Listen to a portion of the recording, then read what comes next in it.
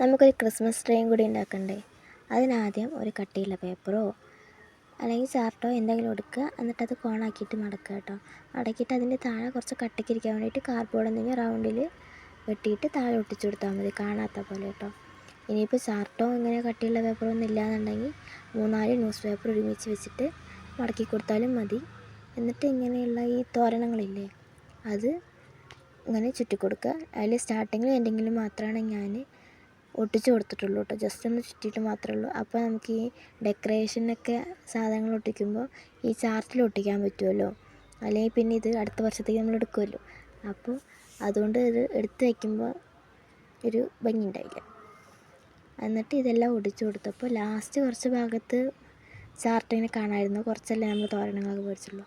അടുത്ത വർഷത്തിന് മാറ്റം കുറച്ചുകൂടി നല്ലതാക്കി നമുക്ക് ചെയ്യാം കേട്ടോ. പിന്നെ എൻ്റെ കയ്യിലുണ്ടായിരുന്ന ഈ കുറച്ച് സാധനങ്ങളൊക്കെ അവിടെ ഇവിടെ ഒട്ടിച്ചു കൊടുത്തു. ഇതെല്ലാം പഴയതാണ് കേട്ടോ. ഞാൻ ഈ 2 തോരണം മാത്രമേ ഇപ്രാവശ്യം മേടിച്ചിട്ടുള്ളൂ. ഇതെല്ലാം പഴയ സാധനങ്ങൾ എടുത്ത് വെച്ചാണ്. അതൊക്കെ അതുപോലെ ഇതിൽ കൊണ്ടുവന്ന് വെച്ചിട്ടുണ്ട്.